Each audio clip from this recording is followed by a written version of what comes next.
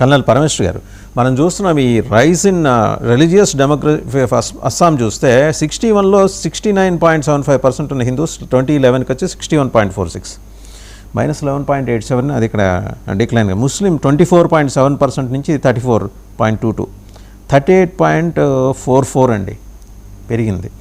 Christian population 4.45% నుంచి 3.74. ఇదంతా అస్సాం గురించి నేను మాట్లాడుతున్నానండి. And it is showing -15.73. Except Islamic religion మిగిలినవన్నీ దాన్ని ఏమంటారు, జనాభా నియంత్రణ అనే మాట వాడకూడదు, సంక్షేమం కార్యక్రమం ఫాలో అవటం వల్ల జనాభాను తగ్గించుకోగలిగారు. ఆ స్పృహ ఉంది. అండ్ రేషనల్, ఇంకా రేషనల్ కూడా డౌన్ సౌత్ ఇంకా రేషనల్గా ఉంటారు మనం చూస్తున్నాం. అందుకనే మనకు రేపు పొద్దున పార్లమెంట్ సీట్లు తగ్గబోతున్నది. ఇప్పుడు ఈ పరిస్థితుల్లో ఈ కమిటీ తీసుకునే నిర్ణయాలు ఎలా ఉండబోతున్నాయి?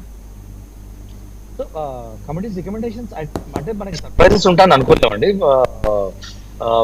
మీరు చూసారంటే పాయింట్ అంటే డెమోగ్రఫిక్ ఇంక్రీజ్ వినోద్ గారు అన్నట్టు ఒకటి పర్సెంటేజ్ పెరిగిందంటే ఇంకోటి పర్సెంటేజ్ తగ్గుతుంది. That doesn't mean Hindu population పోయింది. అంటే మీరు ఓవరాల్ ఇండియా పాపులేషన్ లో చూసారంటే ఇండిపెండెన్స్ టైంలో ముస్లిమ్స్ 15% ఉండే 15% ఉండేవాళ్ళు. ఇప్పుడు మీరు చూసారంటే 22 to 23% ఉన్నారు Muslims. So first of all మనం చేయాల్సింది ఏంటంటే redefine how we read our constitution అండి. మైనారిటీ అనే వర్డ్ కి డెఫినేషన్, నువ్వు 30 కోట్లు నీ పాపులేషన్ ఉన్న దేశంలో how can you be minority అండి? 140 crores లో మీరు 20% తీసుకున్నా కూడా 30 కోట్లు ఉన్నారు Muslims. How can that Muslims be minority? Actual minorities are 6. Actual minorities are Jains. Actual minorities are Parsis. మీరు వెల్ఫేర్ తీసుకున్నారంటే పార్సీ ఇవాళ దాకా ఇన్ఫాక్ట్ కాంట్రిబ్యూటెడ్, కానీ ఇవాళ దాకా ఒక్క చోట రోడ్డు మీదకి వచ్చారా పార్సీస్? మాకు ఈ వెల్ఫేర్ స్కీమ్ కావాలి, మాకు ఈ వెల్ఫేర్ స్కీమ్ కావాలి. If nothing they have contributed to the Indian economy అండి. సమ్ గ్రేట్ బిజినెస్ లీడర్స్ ఇచ్చింది పార్సీ కమ్యూనిటీ. వాళ్ళు ఎప్పుడైనా మాట్లాడారా మేము మైనారిటీ అని?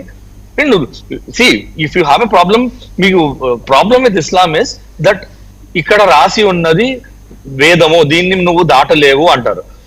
అంటే you can't violate what is written here. The scripture is inviolable. Quran is inviolable in ఇస్లాం.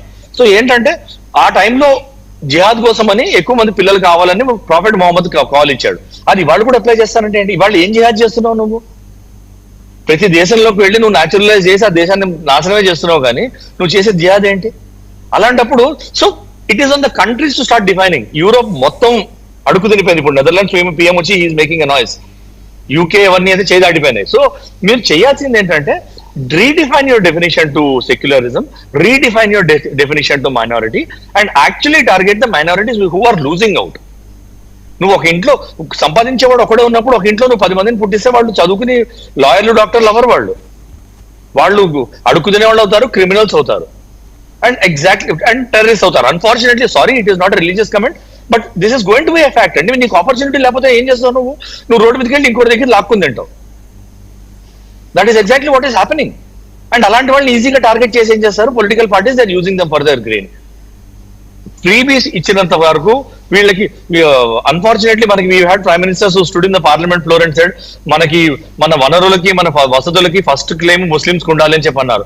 ఎందుకనలేదు 6 ఉండాలని? One of the most patriotic community 6 వాళ్ళకు ఉండాలని ఎందుకనలేదు? మాక్సిమం ఇన్వేషన్ చూసింది 6 రాజ్పూట్స్.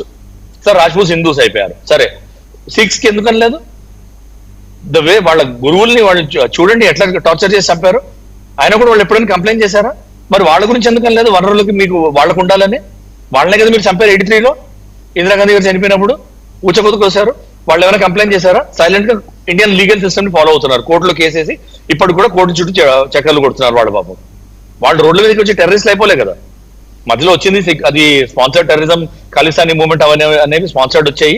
It was not a cultural movement, it was a sponsored movement. So అది మనం సిక్ కమ్యూనిటీకి attribute చేయలేము. That is wrong to attribute it, and that is why Khalistani movement lost out, because cultural negativity వచ్చింది వాళ్ళకి ఆ movement కి. అందుకని వాళ్ళు they started coming out to the roads and said ఇది మన వే ఆఫ్ లైఫ్ కాదు అని డిఫైన్ చేసుకున్నారు 6. మనం నించుని సెల్యూట్ చేయాలి ఆ కమ్యూనిటీకి. అందుకనే మా వే ఆఫ్ లైఫ్ టెర్రరిజం కాదు, మాది మెయిన్ స్ట్రీమ్ లైఫ్, మేము ఒకళ్ళకి మంచి చేసి మేము ఇది చేస్తాము అని. ఎవరికి వచ్చినా కూడా వాళ్ళు as a community they get together వచ్చి సర్వీస్ చేస్తారు. వాళ్ళు వరదలు వచ్చినా, భూకంపం వచ్చినా, ఏమొచ్చినా కూడా వాళ్ళు సర్వీస్ చేస్తారు. ఎక్కడ అడ్వర్టైజ్ చేసుకోరు వాళ్ళు. అది సిక్ కమ్యూనిటీ. మరి వాళ్ళ గురించి ఎందుకు మాట్లాడట్లేదు మనం మైనారిటీ అనగానే మన మైండ్ సెట్ చేంజ్ చేయాలండి. మైనారిటీ అనగానే మనకి అన్ఫార్చునేట్లీ మన మైండ్ ముస్లిమ్స్ మీదకి వెళ్తుంది. We should change that outlook. అది చేంజ్ అయినప్పుడు యూ షుడ్, అంటే మీ వెల్ఫేర్ మీ చేతిలోనే ఉందండి. Unfortunately if the Muslim community starts realising their welfare, మీకు religious education is not wrong అండి. మీరు వేద పాఠశాలకు వెళ్ళి వేదాలు నేర్చుకోవచ్చు, చర్చ్కి వెళ్ళి మీరు బైబిల్ నేర్చుకోవచ్చు, మదరసాలకు వెళ్ళి మీరు ఖురాన్ నేర్చుకోవచ్చు. కానీ అంతకన్నా ముందర ప్రొఫెషనల్ ఎడ్యుకేషన్ నేర్చుకోండి. మీరు రాడికలైజ్ అయిపోకండి, ఫస్ట్ చదువుకోండి. And radicalisation I'm not talking of only Islamic radicalisation. అక్కడ ఇస్లాంలోనే 98% రాడికలైజేషన్ ఎందుకుందనేది it's different question.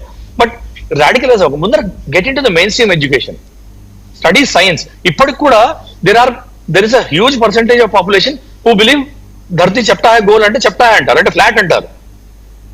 Because that is what is taught to you. నువ్వు పుట్టినప్పటి నుంచి నువ్వు భూగోళము అని అంటాం మనము.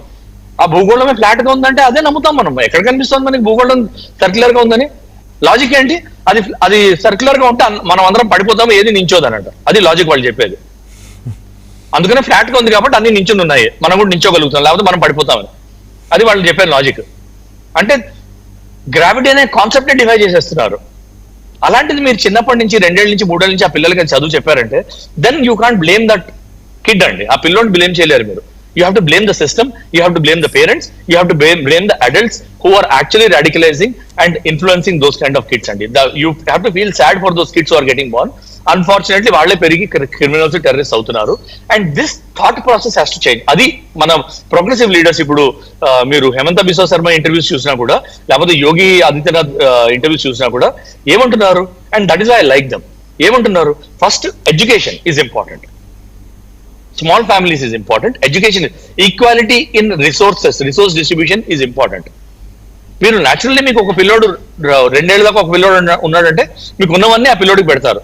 దాని తర్వాత రెండో పిల్లోడు పుట్టాడంటే ఆటోమేటిక్ గా మీ ఇన్కమ్ అంతలా పెరగలేదు కదా, బట్ 50-50 చేయడం మొదలెడతారు. 3 అయ్యారంటే 1/3 అవుతుంది, 4 అయ్యారంటే 1/4 అవుతుంది.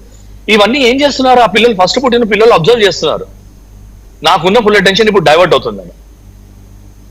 So there is already discontentment in that child. మీరు ఆ చైల్డ్ ఆల్రెడీ డిస్కంటిల్ చైల్డ్ తీసుకెళ్ళి దాని తర్వాత మదరసాలు తీసుకెళ్లి పడేస్తున్నారు. ఏమవుతున్నాడు? ఆ పిల్లోడు ఈజ్ ఆల్రెడీ ఎన్రేజ్, వాడి మనసులో ఆల్రెడీ డిస్కంటిల్మెంట్ ఉంది. సో ఈ ఫ్యాక్ట్స్ అన్ని బయటకు వస్తాయి. బట్ దీని తర్వాత ఆ కమిటీ ఇచ్చిన రికమెండేషన్స్ ఎలా ఉన్నాయి, ఆ రికమెండేషన్స్ ని మనము short term, medium term and long term plan ఎలా వేసుకుంటున్నాము, how are we seriously trying to address it.